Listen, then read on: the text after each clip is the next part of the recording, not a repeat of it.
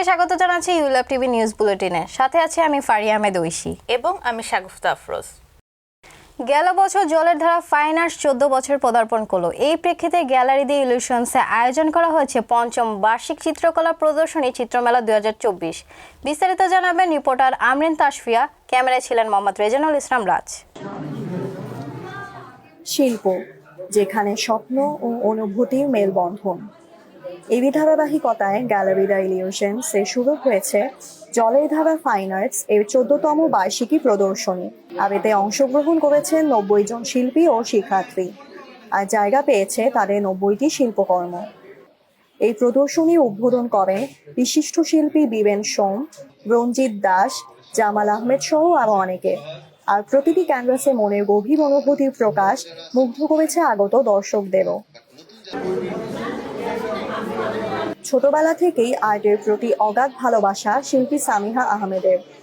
অসাধারণ প্রতিভা আর চর্চার মধ্য দিয়ে গড়ে উঠেছে তার শিল্পী সত্তা। আর এই প্রদর্শনীতে তার শিল্পকর্মে জায়গা পাওয়াতে খুশি এই শিল্পী। অনেক ভালো লাগছে, বড় বড় সাল বাজাতে সাথে আগে বেশি নকরতি পারে। আমি ভবিষ্যতে অনেক বড় সাবে হতেছি।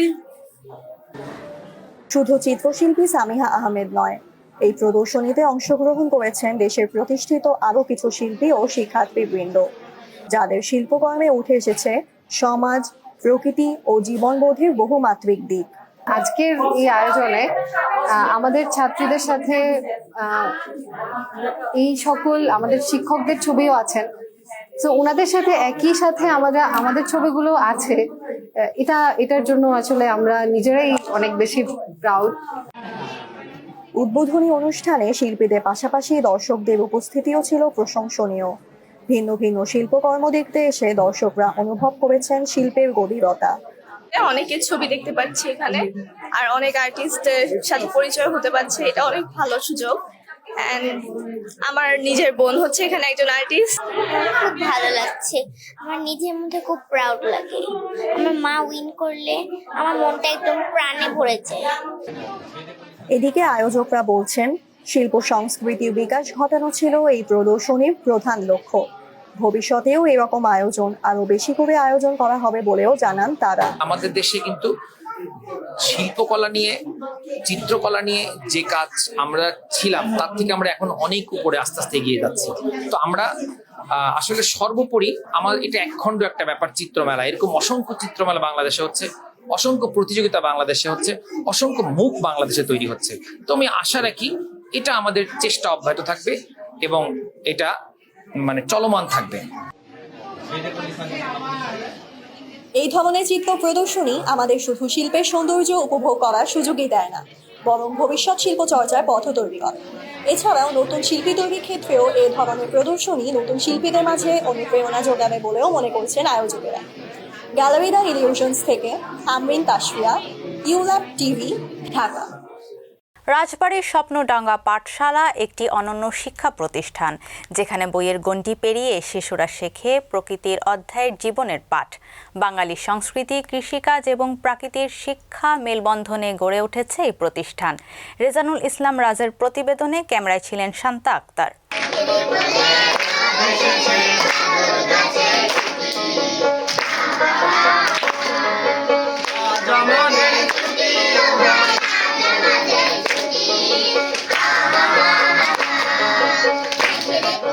আমাদের চারপাশে প্রকৃতিকে কিভাবে শিক্ষার জন্য প্রাকৃতিক শ্রেণীকক্ষ হিসেবে ব্যবহার করা যায়, সেই প্রশ্নের উত্তর খুঁজতে গিয়েই তৈরি হয় নতুন একটি শিক্ষা প্রতিষ্ঠান, যার নাম রাজবাড়ির স্বপ্নডাঙ্গা পাঠশালা।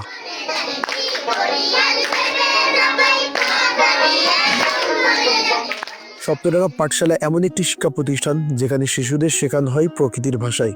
বইয়ের পাশাপাশি জীবনের পাঠ মেলে বাঙালি সংস্কৃতি, কৃষিকাজ ও প্রাকৃতিক শিক্ষার মাধ্যমে।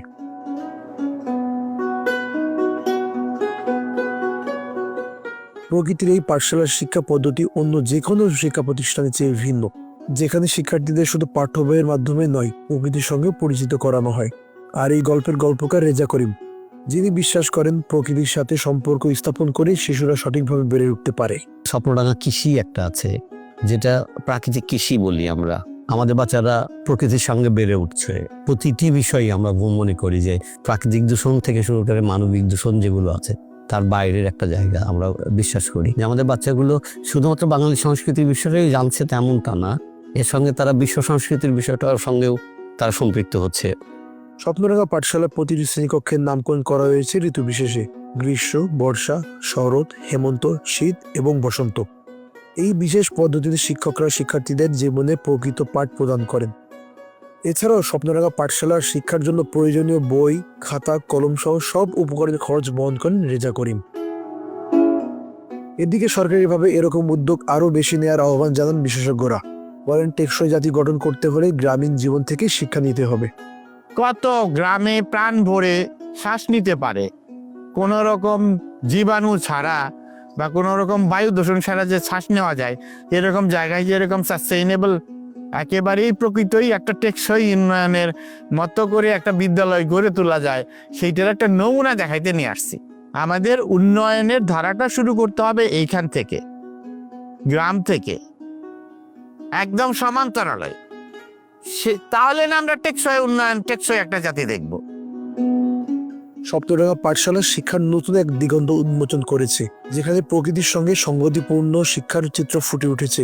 বিশেষজ্ঞরা বলছেন, এই ধরনের উদ্যোগগুলো শুধু শিক্ষার পরিবেশই নয়, সমাজের ভবিষ্যৎকে বদলে দিতে পারে।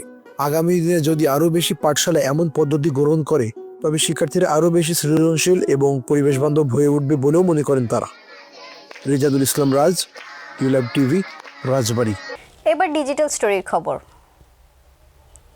পূর্ণ ব্যবহৃত সামগ্রী থেকে তৈরি ছাত্রছাত্রীদের নিজস্ব নকশা করা ফ্যাশন প্রদর্শনী অনুষ্ঠান ফ্যাশন শো এর 6ষ্ঠ আসর অনুষ্ঠিত হয়েছে ইউল্যাবে। এতে অংশগ্রহণ করেন বিশ্ববিদ্যালয়টির মিডিয়া স্টাডিজ অ্যান্ড জার্নালিজম বিভাগের শিক্ষার্থীরা। বিস্তারিত মোহাম্মদ মাহফুজুর রহমানের প্রতিবেদনে।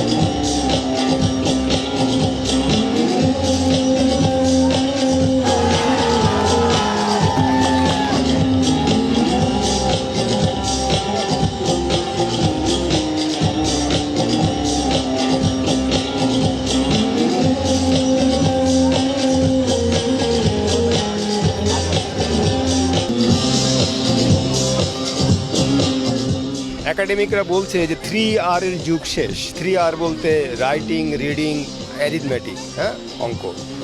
এখন শুরু হচ্ছে কিসের? 4C এর যুগ, মানে AI এর যুগে, নিয়ার ফিউচার। 4C মানে হচ্ছে communication, collaboration, critical thinking, creativity. হ্যাঁ, এটার যুগ কিন্তু এখন শুরু। এখন AI এর যে যুগ আসছে, এইটাতে যারা ভালো করবে তারা হচ্ছে সামনে জব, তারা কোপ আপ করতে পারবে।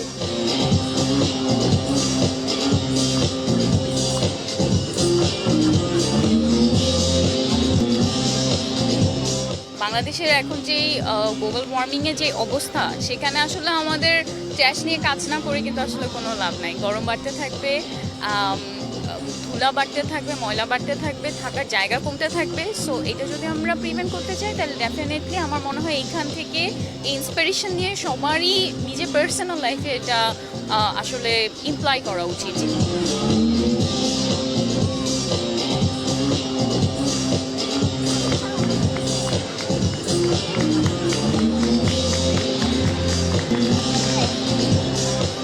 এই এই প্রোডাক্টগুলি বা এই ধরনের চিন্তার প্রোডাক্টগুলির একটা মার্কেট এখনও আছে, যেটা এখনও আমি বলবো আনট্যাপড মার্কেট, কারণ খুব কম প্রতিষ্ঠানই এটাকে স্লো ফ্যাশন নিয়ে অথবা রিসাইকেল বা আপসাইকেল নিয়ে সিরিয়াসলি কাজ করছে। এরকম প্রতিষ্ঠানের সংখ্যা খুব কম।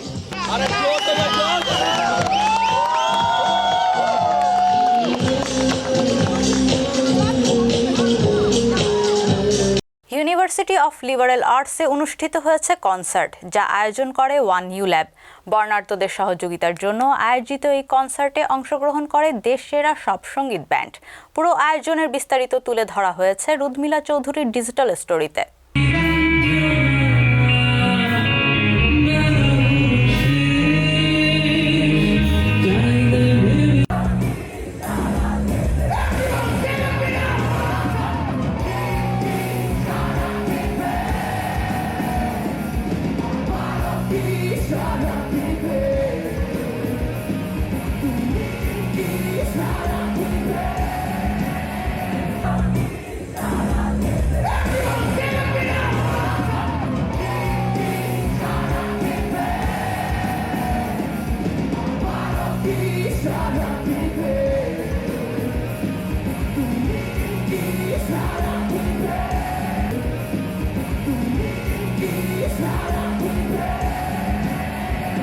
আমি 2019-এর ফলে ঢুকেছিলাম, তখন কো কারিকুলাম ফেস্ট হয়েছিল, ওয়ার ফেস্ট ছিল, আর অনেকেই ছিল।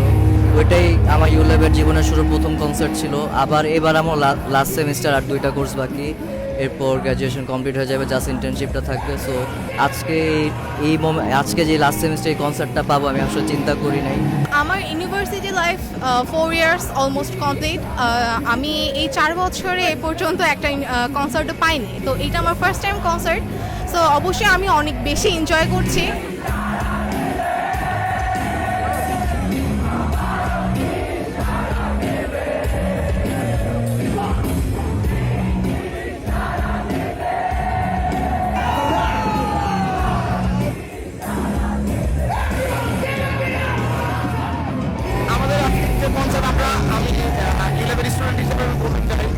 আমাদের 5 বছরের পরে আমাদের একটা কনসার্ট অনুষ্ঠিত হচ্ছে।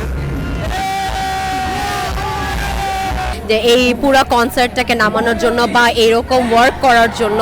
So I am really glad আসলে ইউল্যাব আর তার কমিটির উপরে যে এত সুন্দরভাবে একটা মানে 5 বছর পরে নামানো, এটা কিন্তু সহজ না।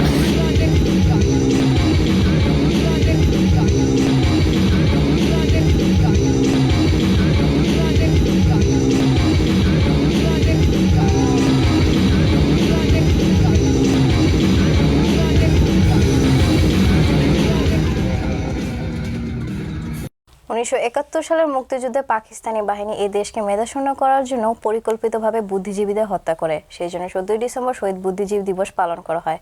বিস্তারিত সাদ বিন আব্বাস সানিমের ডিজিটাল স্টোরিতে।